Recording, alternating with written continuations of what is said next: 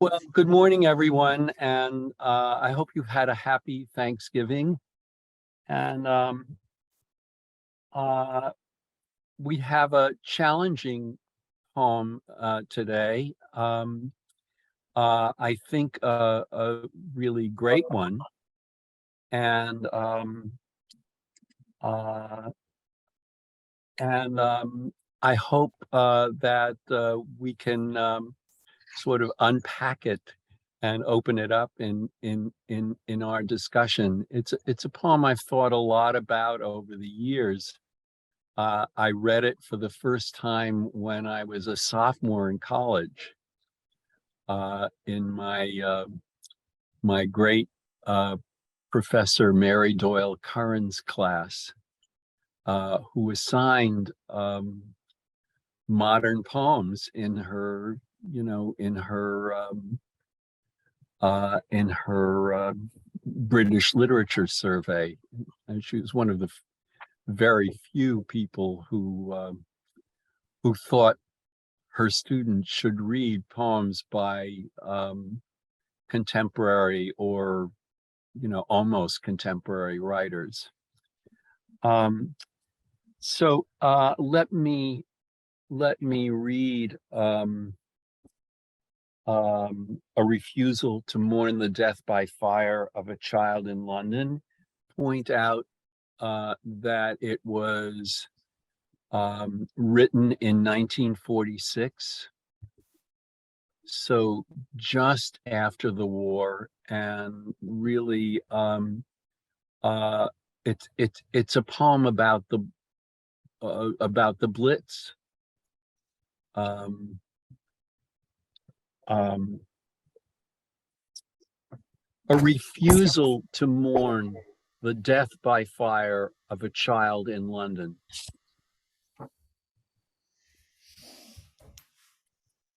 Never until the mankind making, bird, beast, and flower fathering, and all humbling darkness tells with silence the last light breaking, and the still hour is come of the sea tumbling in harness, and I must enter again the round Zion of the water bead and the synagogue of the ear of corn.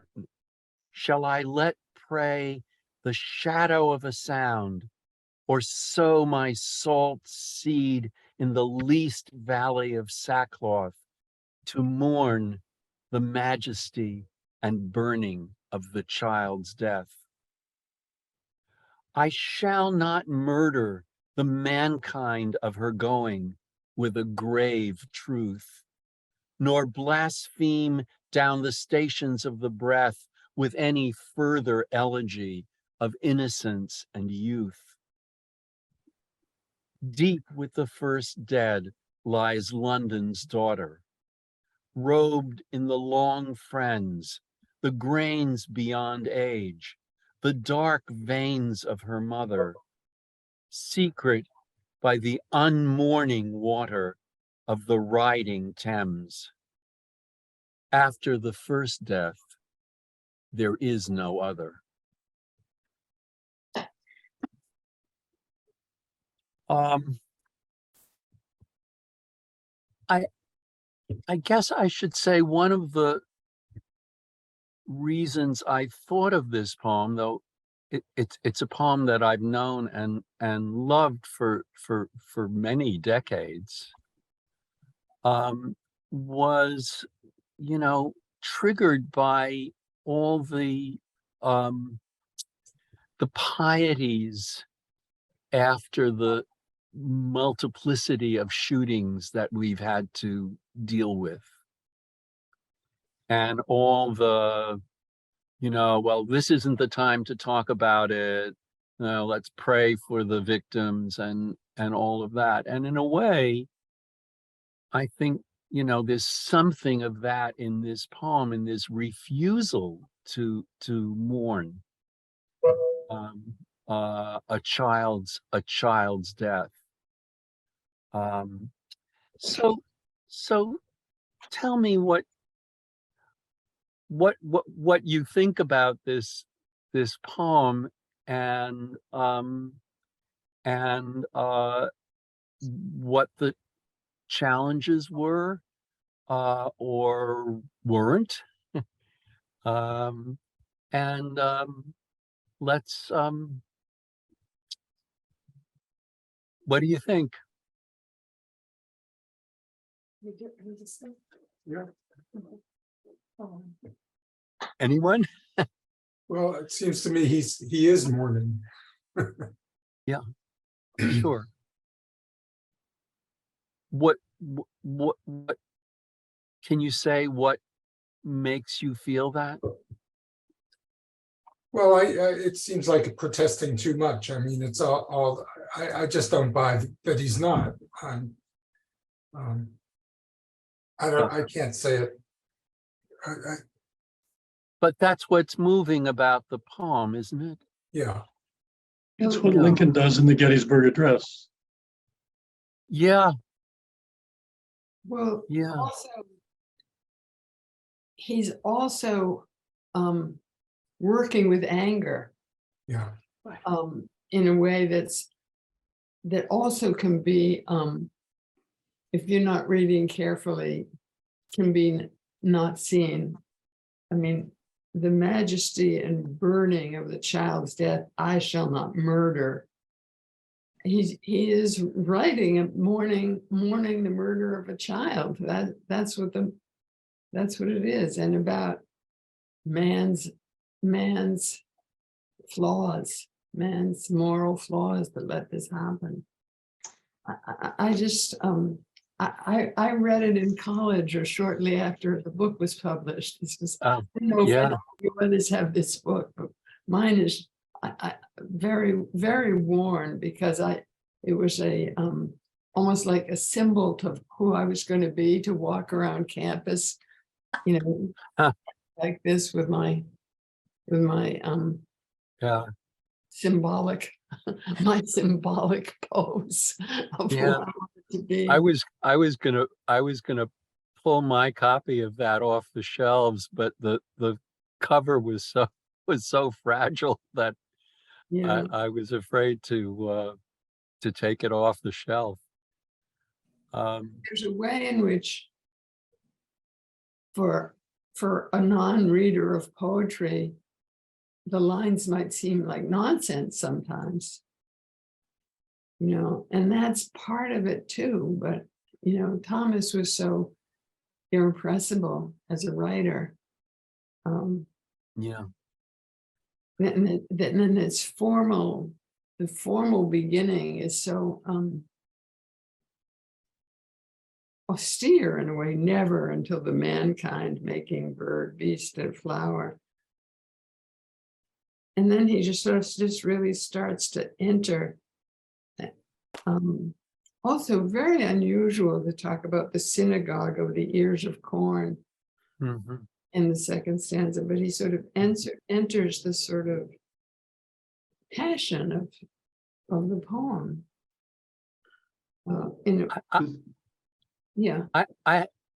I have here's my challenging question for you, for all of you. Where is the first main verb? Or even what is the first? I must enter. I'm sorry? Oh, no. I must enter. I don't think so. Shall I let pray? Oh, I pray. No, Bill is right. Shall I let pray? Yeah. It's really in the middle of the second stanza. Never shall I let pray. Right. And it's never until, and then this incredibly long kind of paragraph that comes between the never is an adverb. Yes. Thank you. Thanks, Bill. So between never and the verb, I mean, there's a whole stanza and a half in between. And then we have to kind of parse the what is the until, and never until what's every Gail, yeah. No, I'm counting. I thought I thought you had your No, I thought you had your hand up. I'm waving at the book, really. And Until tells as the verb for until. yes. And what tells, what's the sort of subject or the subject of tells? Darkness. Yeah, so everything else in the first 3 lines is modifying darkness. And it's the darkness that it's the mankind making darkness, the bird, beast, and flower fathering darkness, and the all humbling darkness. So it's the darkness out of which everything was created. The mankind making, bird, beast, and flower fathering, and all humbling. Do making and fathering strike you as being flipped around? We rather think of mankind as being fathered and birds, beasts, and flowers as being made, and yet we have an inversion of that arrangement, which I think is probably part and parcel of or continuous with his tendency pantheistically to relegate humanity to a level of parity with everything else in creation. Maybe. But also the alliteration. Yes, there's that too. Yes. And that he is obviously influenced, Bill, by one of your favorite poets, Hopkins. Oh yes, quite so, yes. And alliterative verse, going back to Beowulf. But he and the alliterations here really are almost overwhelming. That they hit you so strongly that you almost lose, that they sort of make you lose your place in the sentence, because mankind making bird, beast, and flower fathering. I mean, it's just kind of overwhelming. And he's eliminated or not put in most punctuation. There's almost no punctuation. Right. Really, Right. That's very emotional. That's very intense. Intensifies what's going on here. Yeah, Mike, yeah. I was going to, when you mentioned Beowulf, I actually was thinking of Cadman's hymn almost immediately on that first line. And in a sense, it's a very silent appeal, I think, to a fraternity or brotherhood or peoplehood of poetry, of poets, just in the way it's spoken instead of what is spoken, because what is spoken is actually very confusing and very sparse. The one sensuous word you get in the whole poem is salt. There's no appeal to the senses at all.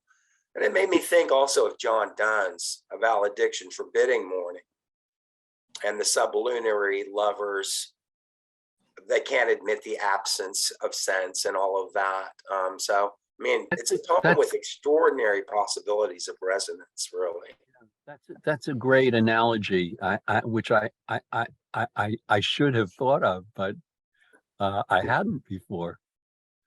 Um, so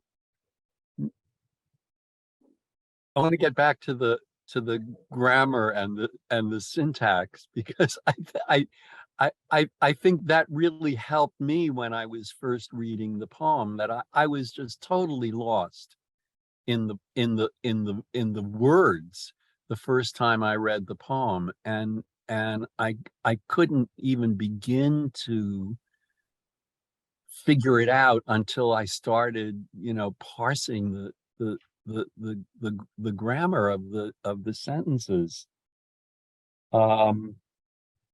So never until this overwhelming darkness out of which everything was created,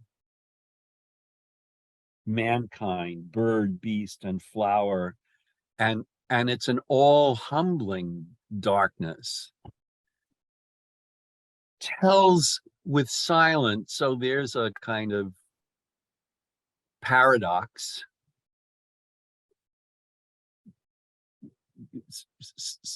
Speaking but silently, tells with silence, and it's the silence of the last light. There's more alliteration, of the last light breaking. We think, well, we know it, breaking of the light, dawn is breaking, but here it's ending. It's really broken. The last light breaking, and the still hour. So I would say that maybe there is a kind of appeal to the senses in the sounds of these words. The still hour is come, of the sea tumbling in harness. I don't know. And any thoughts about that image?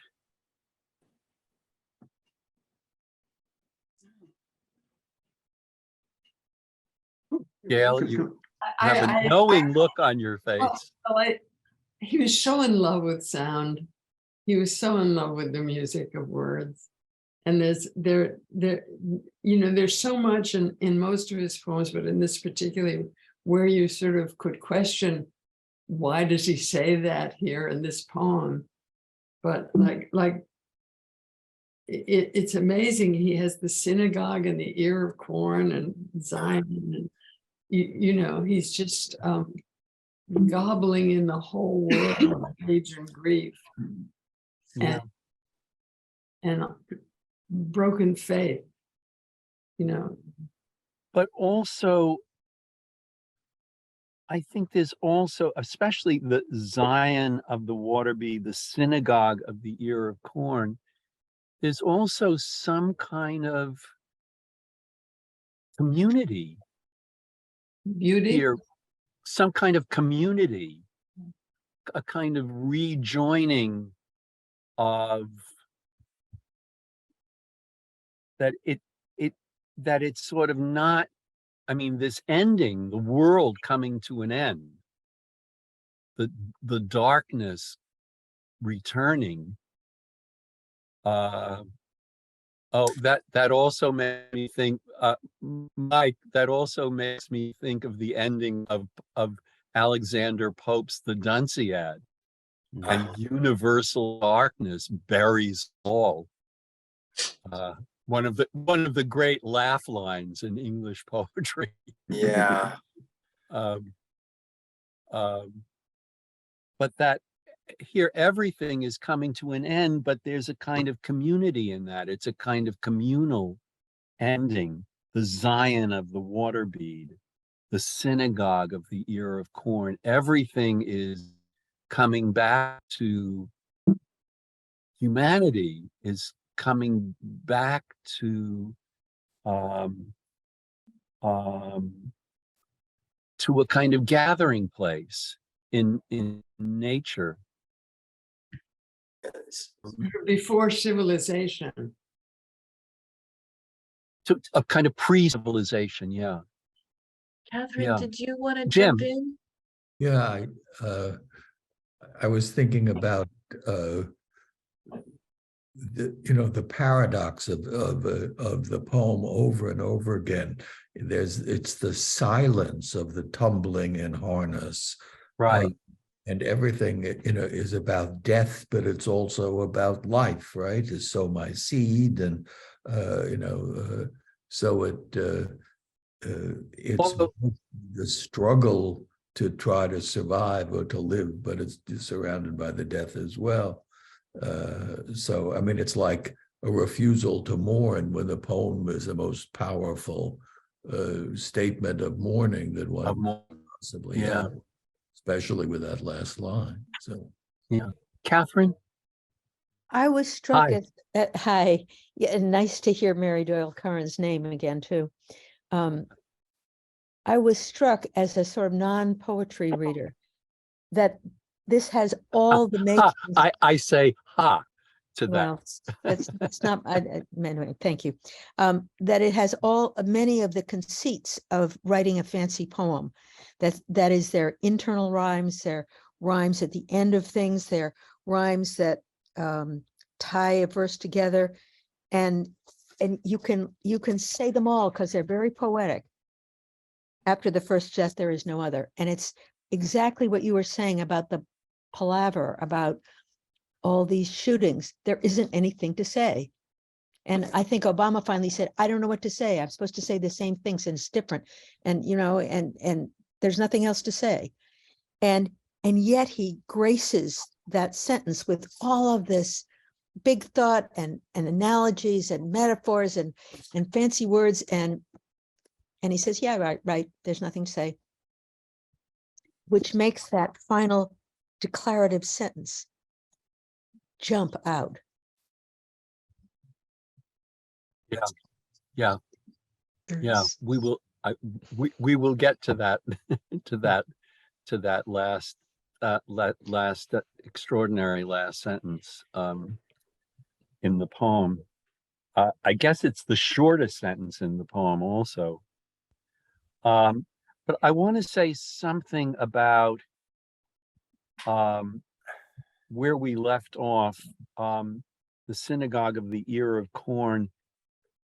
And to me, the alliteration that's coming up is one of the most powerful in the poem. Shall I let pray the shadow of a sound, or sow my salt seed in the least valley of sackcloth to mourn? Yeah. And Susan, what do you hear in that? You're not. You're. Yeah, it's the S, the sibilant S. Yes. What do you make of that? What do you hear in that?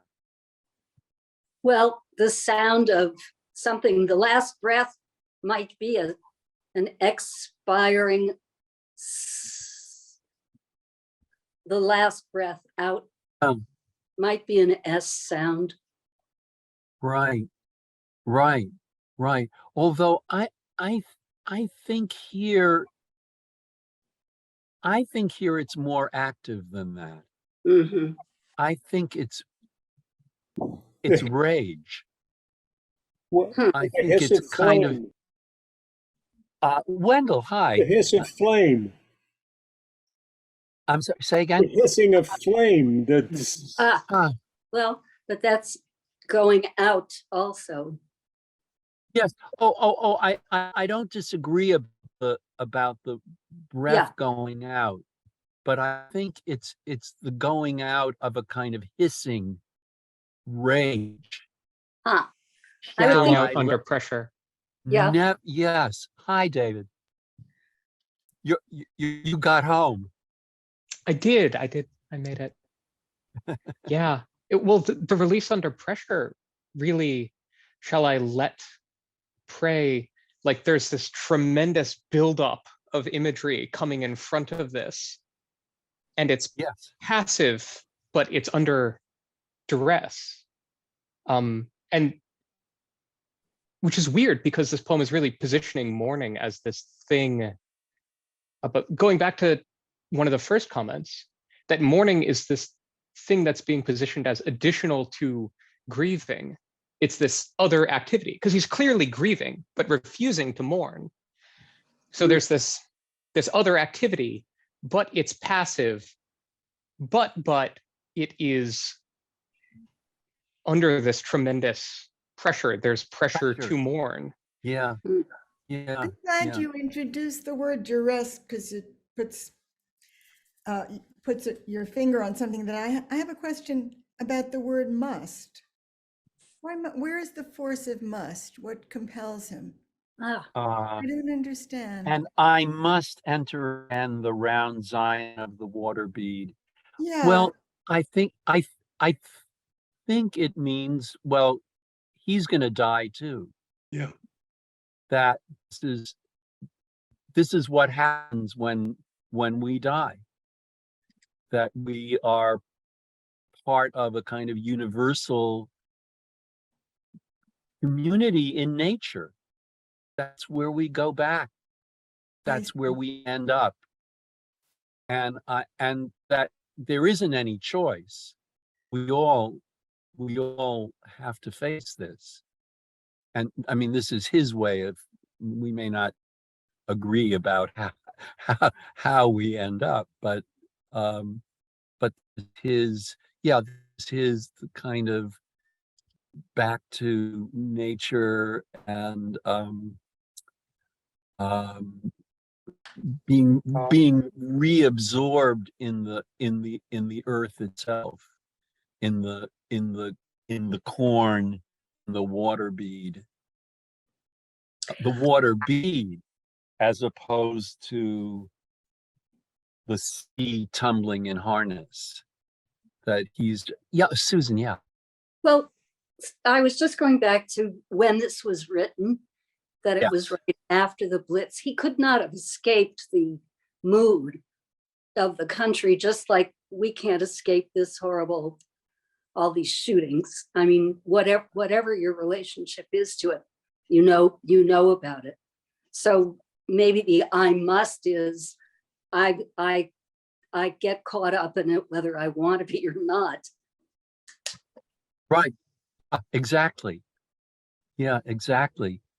Wendell, could you repeat what you just wrote in the chat? I thought it was a very interesting comment. You're on mute. You're muted, Wendell. Yes. Tear. Water bead as a tear. Yes, salt seed here too. Yeah. Uh-huh. There's such rage in this, such contempt for the convention. I cannot mourn, but I must weep. Yeah. Yeah, I think that's really right. Yeah. In the least valley of sackcloth to mourn. And then this big turn, mourn, he hasn't forgotten the alliteration, to mourn the majesty and burning the child's death. I shall murder more majesty, murder mankind, the mankind of her going with a grave truth. Can I just ask, Lloyd? Yes, Phil, please. Well, when Marita first sent the poem through, my first thought was that you might be presenting it in much the way that you presented the Longfellow of a few months back. Yes. There it was clearly a poem which you were rescuing from opprobrium, really. And I wondered here whether you were going to sort of, as it were, make a plea on behalf of this poem, but one made in recognition of the fact that Thomas is in bad odor, in a sense, and that his reputation isn't flying as high as it once was, because I mean, a lot of people have a lot of misgivings about Thomas, and I share some of them, and they tend to be that, I mean, they're numerous, but if I boil them down a little bit for the sake of argument, that he purchases effects too cheaply, that he takes big words and big images and religious terms off the shelf and borrows their resonance, but whereas a more respectable method for the modern poet is, in a sense, to manufacture symbols and to rather than just to, as it were, take them off the shelf, if you see what I mean. I mean, here, for example, you know, words like Zion and synagogue and sackcloth are already pre-charged with religious reverberations, and so that in carrying them over into the poem, he, as it were, imports ready-made religious significance. But I'm getting the feeling that that wasn't ever part of your, as it were, policy or project here. You didn't really think that there was some deficit which needed to be made up, as it were. I think not in this poem. Right. That those references, which, you know, there's such a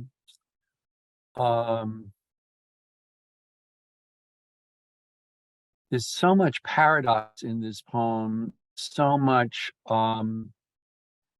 using religious references, but also having contempt for them. That I really don't feel that in this poem. I feel that he is actually using these and not just taking advantage of them. Right. And Yeah. you know, I do think this is my favorite Dylan Thomas poem. I mean, I think, you know, the villanelle, do not go gentle into that good night, is a masterpiece. I think it's a wonderful poem.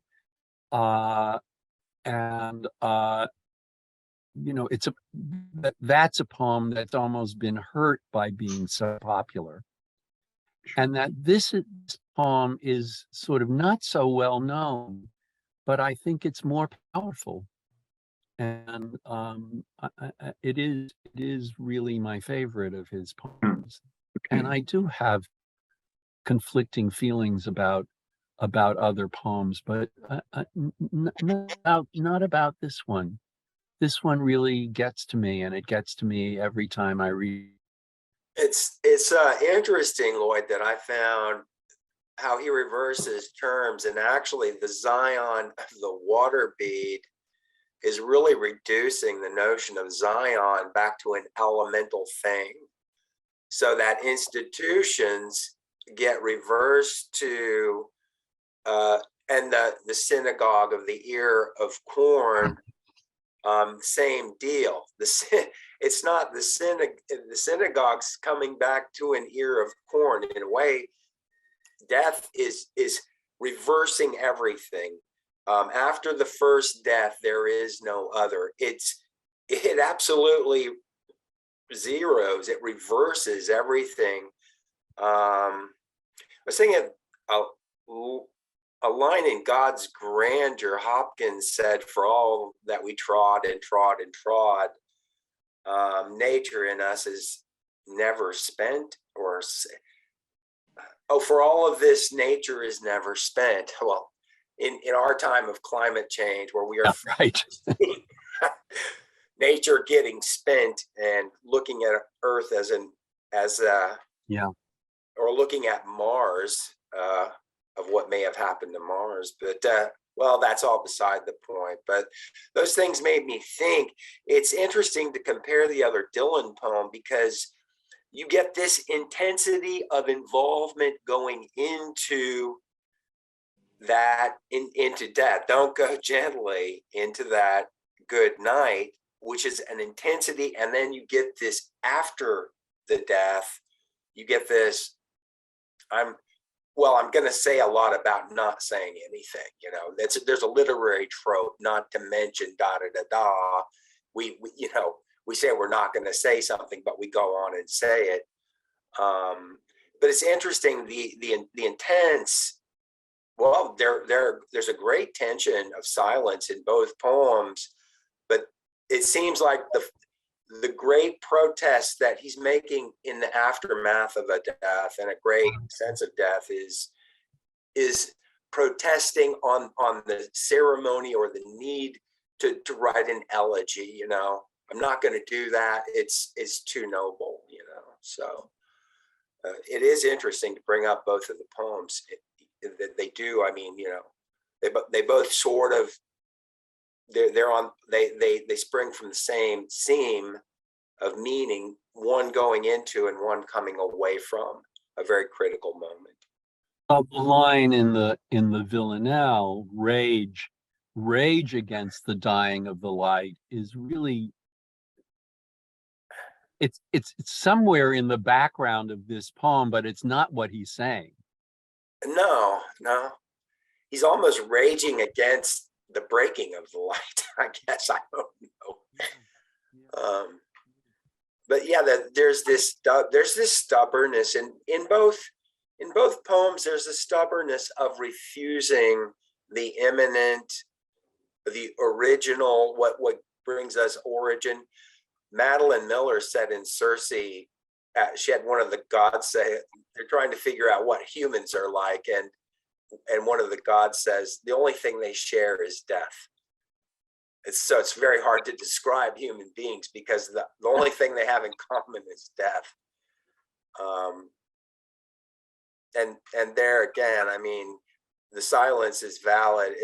It's something that looms over each and every one of us who's conscious enough, and most of us are conscious enough to some extent that will be the moment. But you know, I think also that in talking about those two poems, that Thomas is refusing the passivity of mourning, you know, and that to honor his father, he must have been very young when his father died, because he died very young, but just shaking him to stay alive and not just let himself die. And in this one, he's sort of talking about not falling in the passivity of mournfulness, you know. And the poem is, yes, what are you going to say? Get into the kind of the rote of mournfulness, of mourning, the whole you know, the structure of it. Mm-hmm. Blaspheme down the stations of the breath. Lloyd, but in the lines before that, when he says, I shall not murder the mankind of her going, with a grave truth, and of course the grave has, you know, Right. wobbles between two meanings. But could you help me understand? There's something that he essential that he wants to protect from pieties and, as you Yes. say, trauma. You know, what are we going to say now? And so, what is the mankind of her going? I mean, it seems to be distilled into that I don't want to, there's something I want to protect. There's something I don't want to murder. What is that? We all die.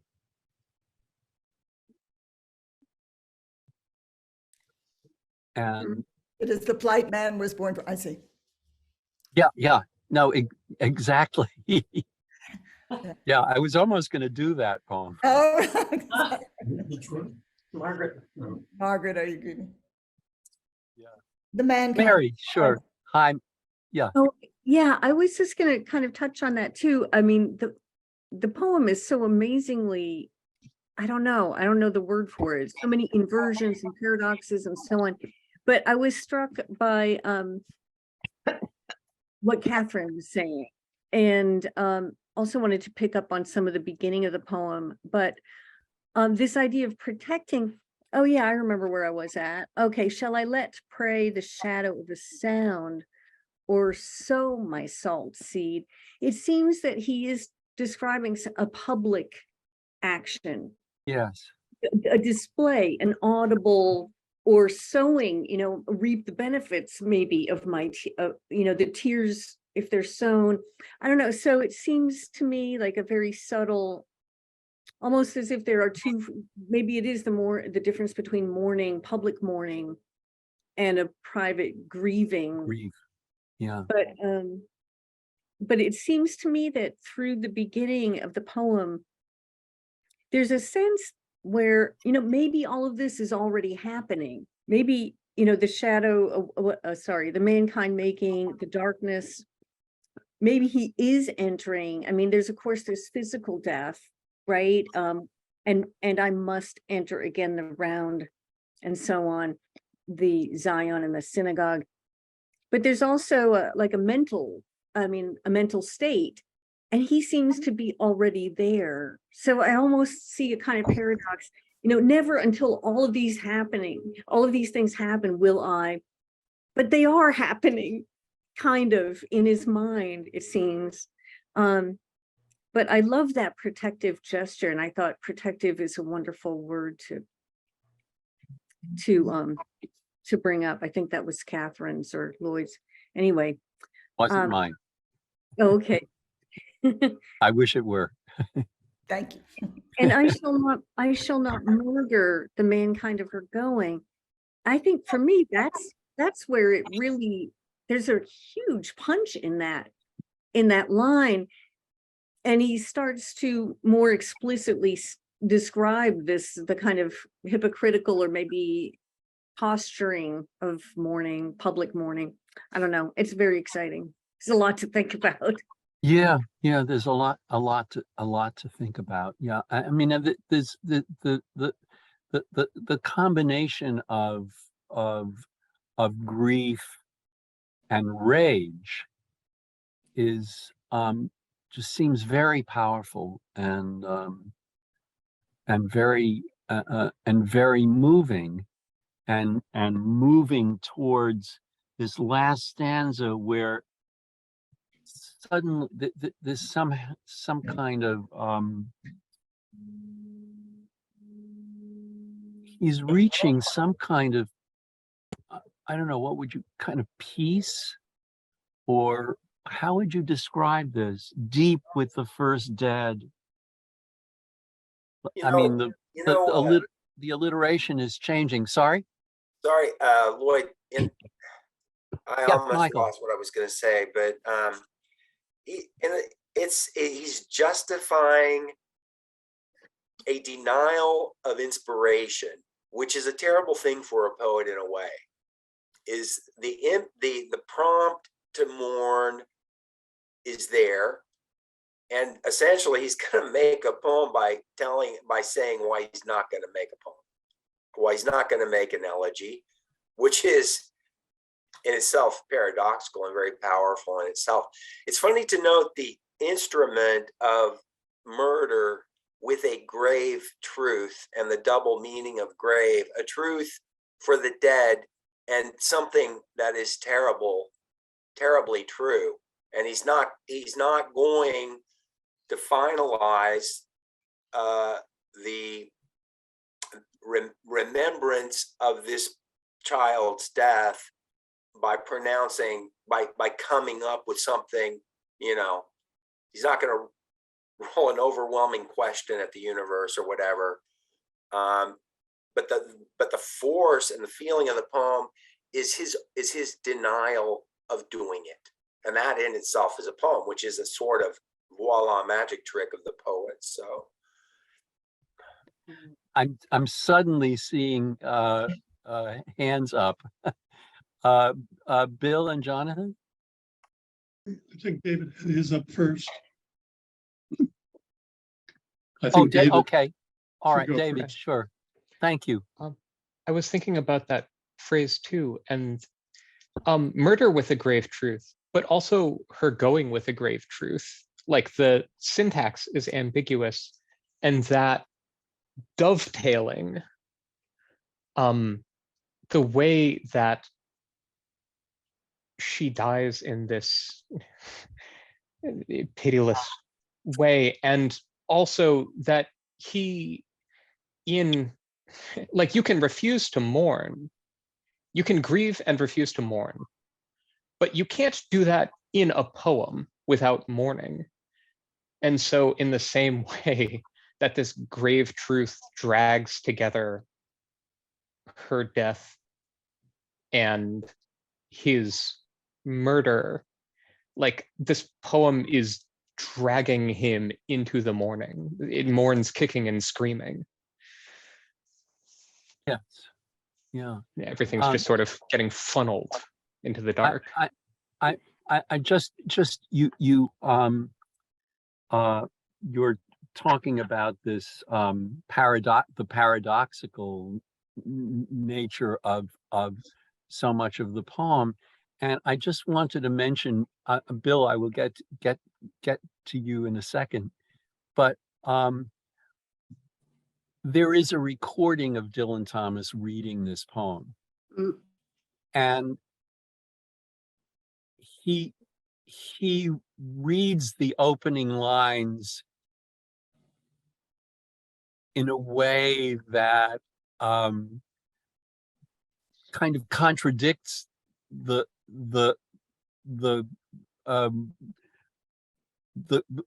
should be the right grammar. So it would help us read the poem if there were like a comma after mankind making, after the first line. But he reads it never until the mankind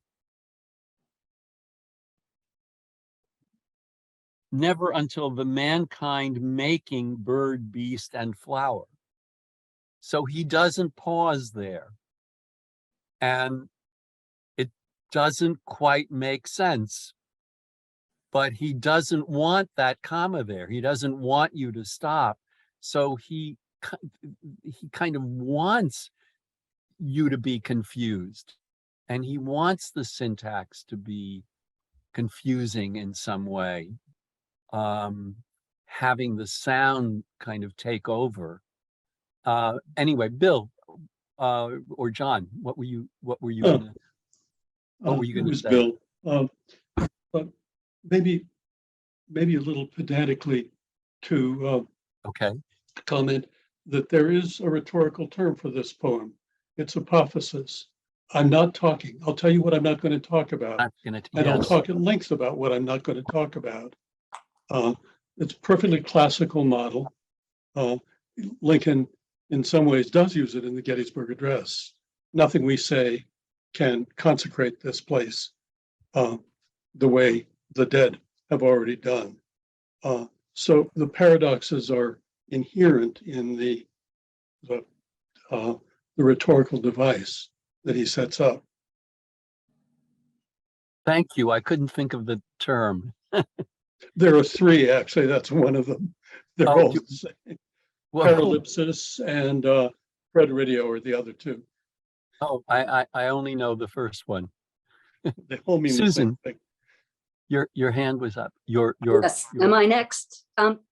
Could this be considered an anti-war poem?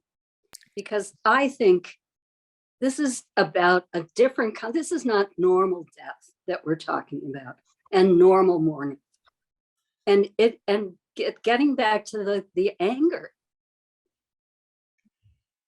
Absolutely. And if he were in London, it could have been him. Right. Could have been anyone. It is a civilian death. Yes. Yeah. But of course, and we're, but we do, where was our biggest rage in the last few years about these mass shootings? And it was really the death of children. And so it's a powerful, I mean, and he doesn't mention her name.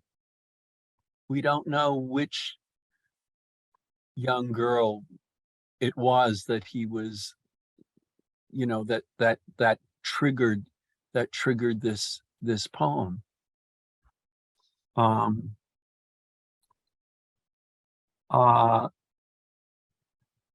With any further elegy of innocence and youth. With any further, Ellen, yeah. I'm interested in the gendered aspect of that line, the mankind of her going, because the mankind, that's the ideal of humanity and how death is our universal destiny. But her, you know, putting mankind next to her makes us look at this one individual child. Yes. Yeah, and that seems like a very conscious contrast that Dylan Thomas is making. The big picture but the individual moment in that picture. Deep with the first dead. Yeah,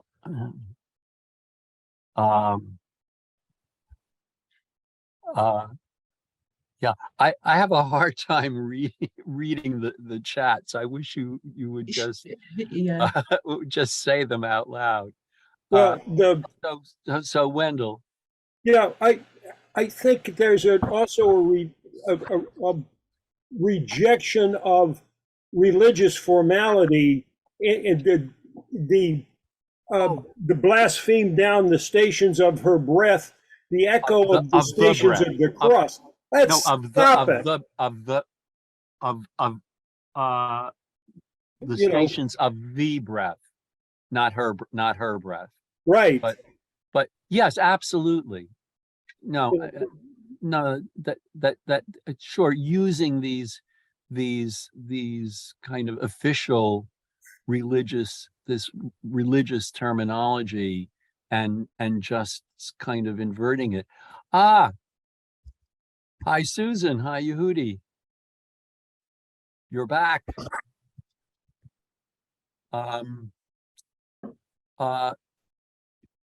Someone had a hand up a little earlier, and Lloyd, I no? was just also going to add, David Donna actually put something on the chat that I think you maybe were trying to read. The poem Seeds to Death, Dominion over the Child. Yeah, thank you. I I need to change my glasses in order to read the small print of the chat. So Sorry about that. No, that's all right. Yeah. But do you have something to add to that? Yeah, I mean, sort of in the same way that by letting himself get dragged by grief into writing a poem that in Resisting Morning Mourns, like it also, it lets itself get swamped by mourning. It lets the girl get swamped by death. It doesn't name her. It spends all its breath on what happened to her and how it's happening to everything eventually. But then look at the first line of the last stanza. Mm-hmm. And that she she is, think of Wordsworth's Lucy, and she's someone completely unknown. Yeah. But her death makes the most profound difference to him. Yeah. But it also, but I don't know. I think of Geoffrey Hill's Merlin when I read that line.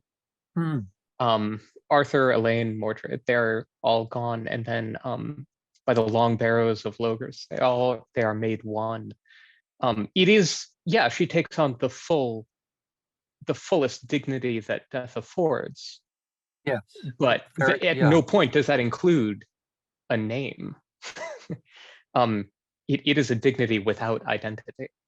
It is swamped. It is the dignity. The dignity still belongs to death, even if it's, wrapped around her. That's right. But I also just want to say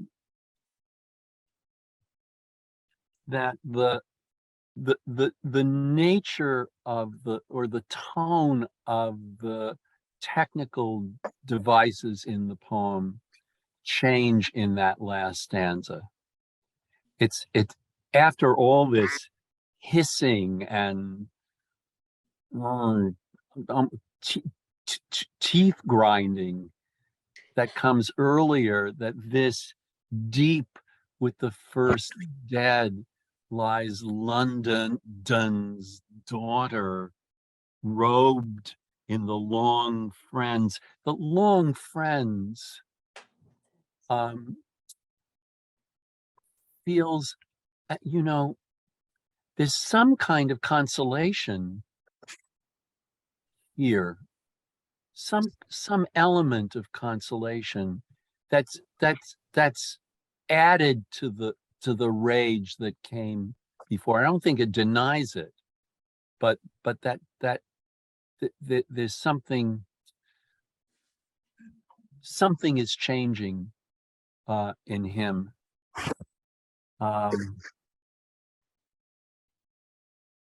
Yes. Yeah. Gail, say what you wrote. If the child had been named, this would be a different poem, and Thomas wouldn't have written the same poem. It wouldn't just be that the name would change our reading of it. Right. This was had enormous meaning. Yeah. For the world since the days of the Old Testament, it just. Yeah. And so that we can read it now with that same, we would have been fussing about trying to find out who that child was. Right. Right. Whether that was a working class name, and Right. Yeah. Mary, what? Yeah. What? I noticed that, is it Susan and Yehuda were having trouble with their mic. So, and then I noticed that they were also signed in as Caitlin Quinn, which I was signed in with. So I don't know if they can hear me, but I was hoping maybe if they changed the name. Thanks, Mary. Is that true? I'm not sure if that's true, but I think it might be. It might help. Susan, can you hear us? You're muted. Okay, but they can hear us. Okay. But there you are. Yeah, we can hear you. Oh, okay. There, and we can hear you. Yay. Good. Deep with the first dead lies London's daughter, robed in the long friends. The grains beyond age, the dark veins of her mother, secret by the unmourning water of the riding Thames. And riding is some of this, some of this actually has some of the piety. There's this, I feel it's sincere, but it also, some of the language has some of the piety that he has been protesting. And then the unmourning water of the riding Thames. And riding seems very interesting to me and surprising. Any thoughts about that before we get to the really complicated last line? Well, it reminds me of the harness. I'm sorry, Mary? Oh, I was going to say, it sort of brings my mind back up to the last line of the first stanza with the sea tumbling in harness. Yes. Yeah. Right. It's the river Styx, which we ride. We ride the Thames. The Thames doesn't ride us. Right. But there are horse metaphors. The harness. Yeah. And the ride. Right. Yeah. Are horse metaphors. Yeah. I don't get it. And the water is, I mean, the sea, the water is moving. It's active in some way. You can't bomb the Thames because it's moving. So all right. So tell me what you make of the last line. Jim, did you want to jump in? Yeah, I wanted to comment on the first line of the last sentence as well as the last. It's the first dead lies in London's daughter. So the child is singular, but then is also symbolic of all the dead. And then the last line, of course, brings it back to the absolute individual that is the most powerful of the end. So it's this paradox back and forth between, the symbol of all the dead and the intensity of the single death. Nice. Yes. Yeah. It's very moving. That's a very moving sense of the whole poem. Yeah. Might he have been sort of not mocking humorously, but saying, I've written this poem full of sound and fury, but after all, there it is. There's no other. And a sort of the opposite of what poets often claim is they speak for everything, for everybody. And this, he says, I've written a poem, good. The death means that's it. That's the point. And a kind of humble, maybe a humble acknowledgement of the limits of what he's just done. Is he exploiting the Marxian idea that repetition converts tragedy into farce, and that to go on mourning deaths is necessarily to lapse into a threadbare idiom which can't sustain the sincerity of an original act of mourning? So all one can do is assimilate the later dead to the first death, something like that.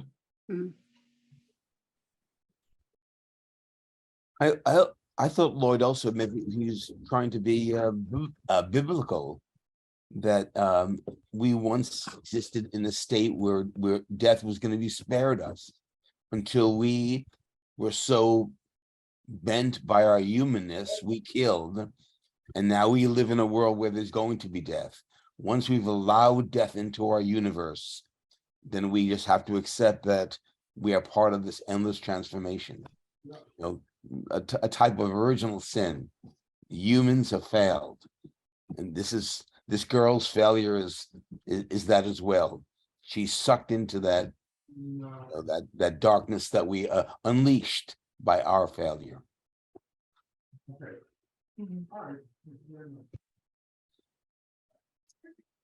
It's a strange line because after the first death, there is no other, I think of as sort of the end of innocence. If in our own personal lives, the first death in our family made us, you know, has an impact on your sense of that everyone in your family is mortal. But then there is no other. I mean, it's sort of like after the first death, it's a whole new ball game. You know, we don't have the same expectations anymore. But it's also, it seems to me, it also implicates each of our own deaths. That once you die, you know, that's it. So then the poem is sort of apocalyptic. You know, it's the well, yeah. It must have been the beginning of the war, and this had nothing to do with the war. But that's what I think. I always connect this with Dylan's age, and that World War II had to be involved somehow. Well, it's 1946. Oh. So it's right after, I mean, he probably wrote it when the war was still going on. It was published in 46. But I think that's the publication date. So yeah, Susan. Yeah, so I just am sort of like a dog with a bone here. Okay. I keep feeling there's a real distinction between the general subject of death, which is a natural phenomenon, and war, or these violent murders, or Ukraine, or, you know, it's the anonymity of death, the scale of it is profound. I mean, we've had over 600 mass shootings in 1 year in this country, and we're not done with the year. There's an obscenity to that that's different in my mind between all of us dying eventually, which hopefully at an old age.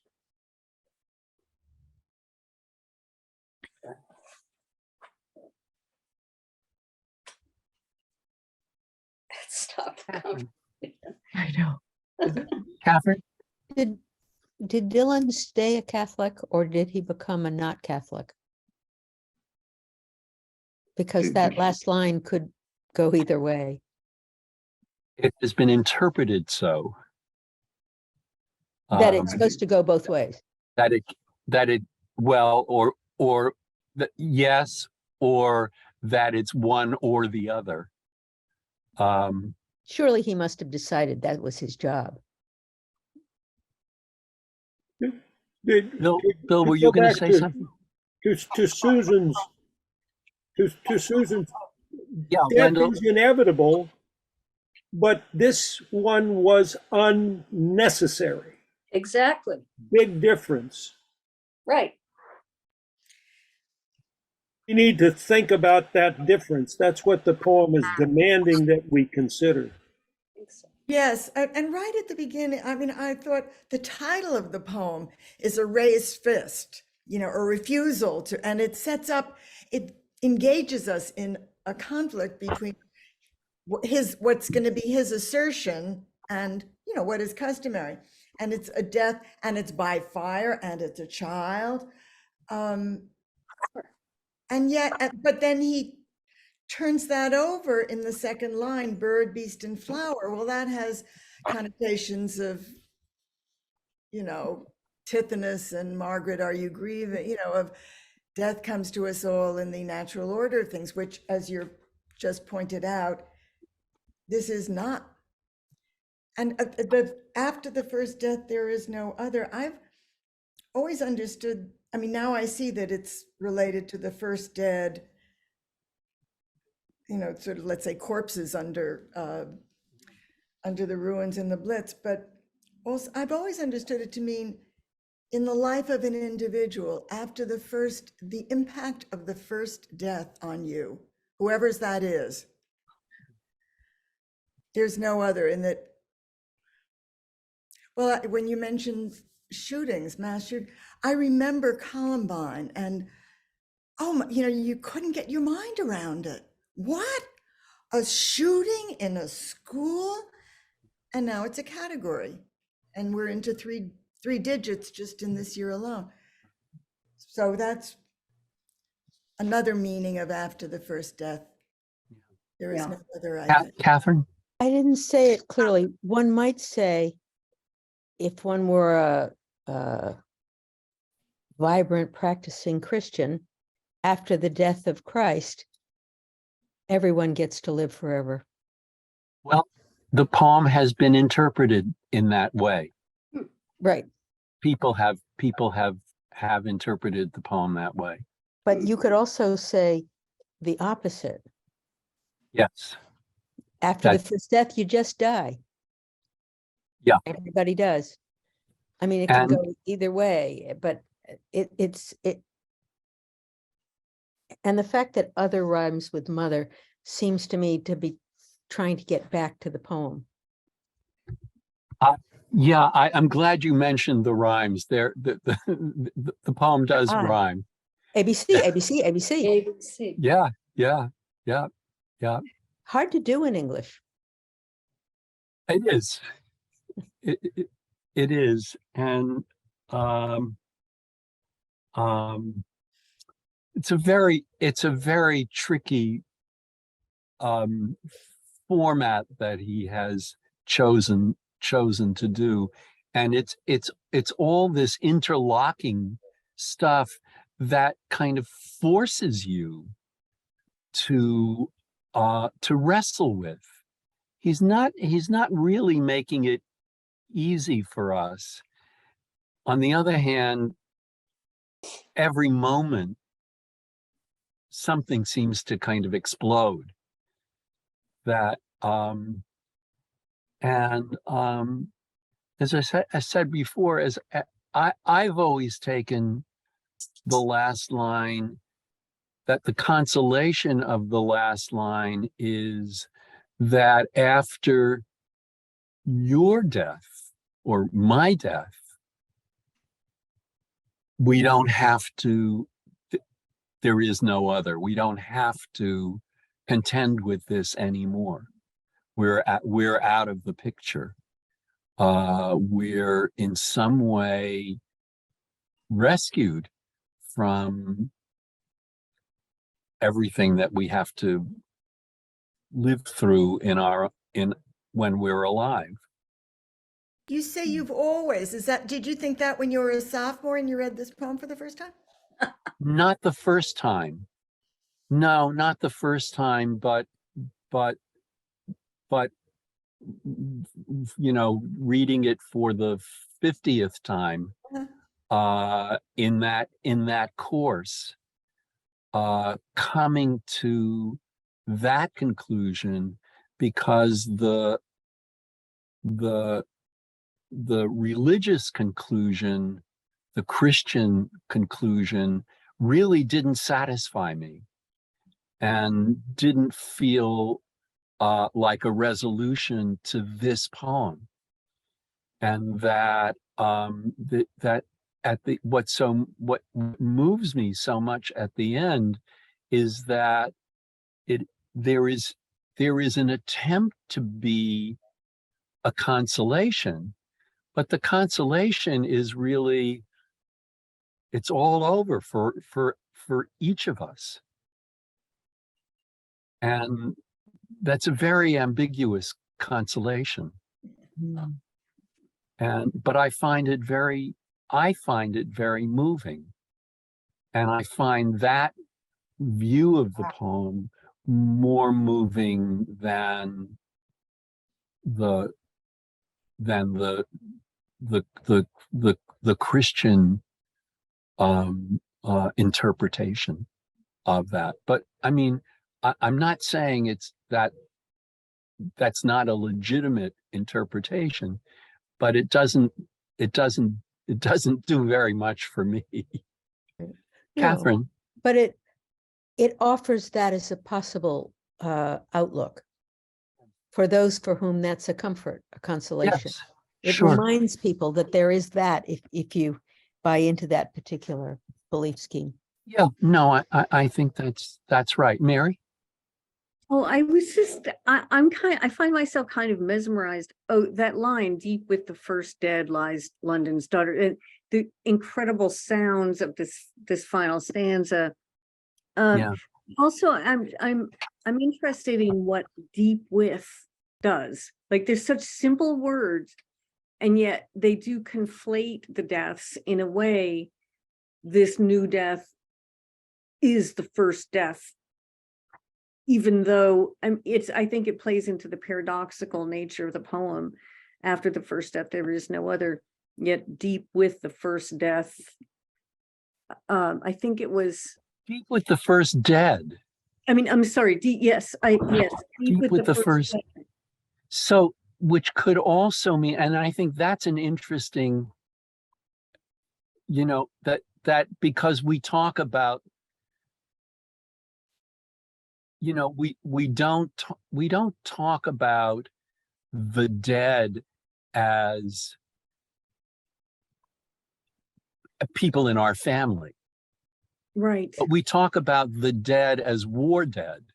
Yes.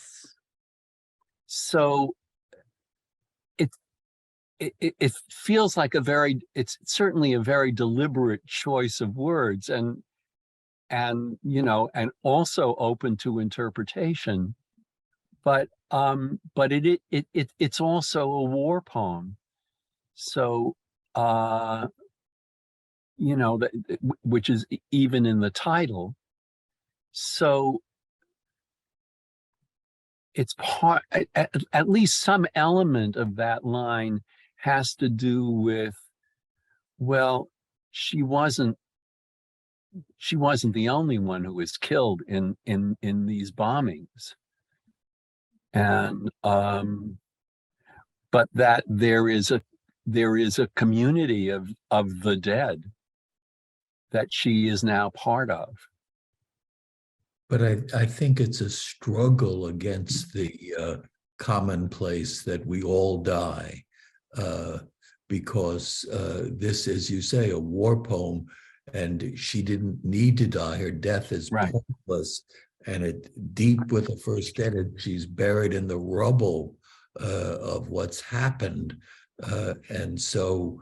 And the last line brings it to that singularity, which makes her death so powerful because it's pointless. Against the kind of common assumption, yes, we all die. It's a struggle against that, as it seems to me. Oh yeah, I think the whole poem is really a kind of struggle to contend with this, and and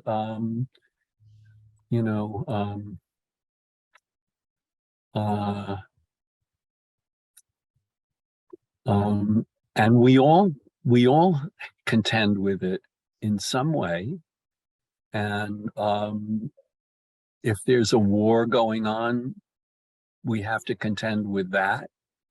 And if there isn't, we have to contend with it anyway. And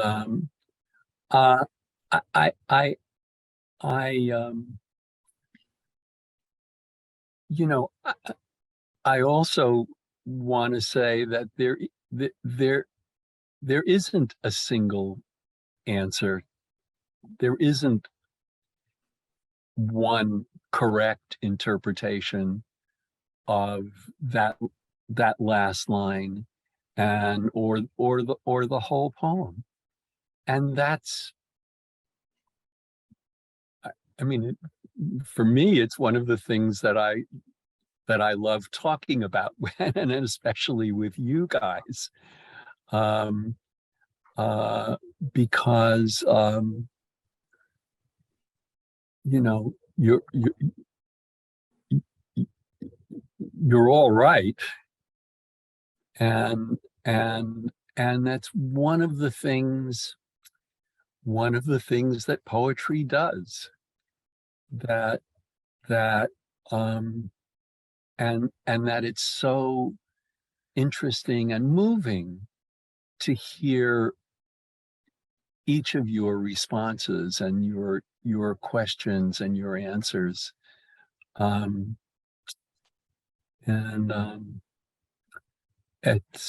It's why oh, John, yes. Yeah, I have an observation to make. I've been sitting here quietly thinking Very about the quietly poem, today. and I'm going to make a huge leap now, which I maybe should not do. But it's as if the poem takes Sharon's ferry, the boat, and we're now transferred to a kind of Arctic location, and we're looking at these mini ice floes and icebergs. And it's our job to kayak this thing into this flow of icebergs and figure out what this is about. What are those icebergs? Of course, we know that all we can see is just the upper portion of these things. And these icebergs really contain, their entire picture is 90% under the surface. And so you've been doing this the entire meeting today. We've been trying to find the 90% of the iceberg and trying to have fun doing it and enjoy it. And it's an existential situation. It's metaphysical and it's metaphorical. And I mean, we're just sort of like taking a tour of the Arctic, of whether it's death or whatever, and just trying to enjoy it for poetry and for our own lives. And you said we can just interpret it any way we want to, and we're all valid in a way. And there is a comic response to this poem. And not comic in a funny way, but just in an alternate version of it, I think. So I don't know if I'm way off base on this thing or whether it just makes sense. Well, you're a poet, and that's kind of wonderful image of. I think what we kind of try to do that, every month, and that with this poem, which I think is one of the most challenging poems we've read together. Your image is particularly apt. That there's so much going on under the surface. I'm trying to read the chat comment, but I can't. Catherine, what were you gonna? Can you? No, writing is there's a word in English when people are talking about elections in England. They talk about the ridings, which are counties or some areas. So it could be a geographical location rather than a, what do they call, a participle. Rather than a simple adjective, it could be a noun of a place. When you hear about British elections, you hear about the ridings and the hustings. Yeah. Yeah. Remember that novel by Winifred Holtby called South Riding? Hustings. I don't know. I'm old, Father William.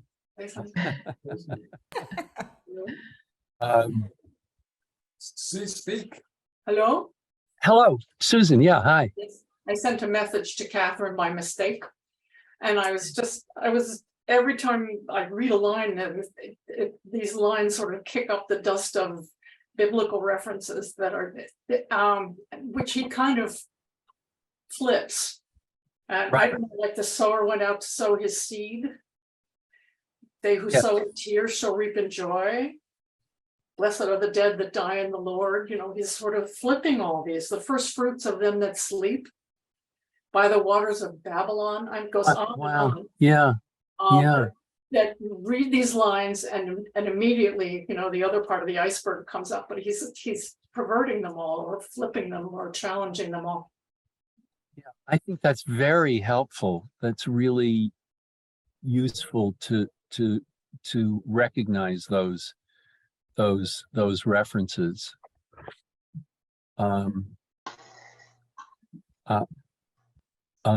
Thank you. Anyone else? What else? Because your biblical quotes. Yeah. Marita, do you have to, are you on a time limit? I should relieve someone at a desk, but I just wanted to say this was beautiful, and I love that you drew comparison to what the world is right now and what we're experiencing, and the symbolism of maybe after each one we sort of lose a little bit of the importance of that first one, or each one, I should say. That first one sort of softens each experience after that. But thank you, Lloyd. Yeah. And thank you Wonderful. everyone for being here. It was beautiful. Thanks for reading this beautiful poem. Thank you. Thank you, Marita. Thank you, Everyone. Lloyd. Thank you, everyone. Thank you, Marita, Lloyd. Thank you, Marita.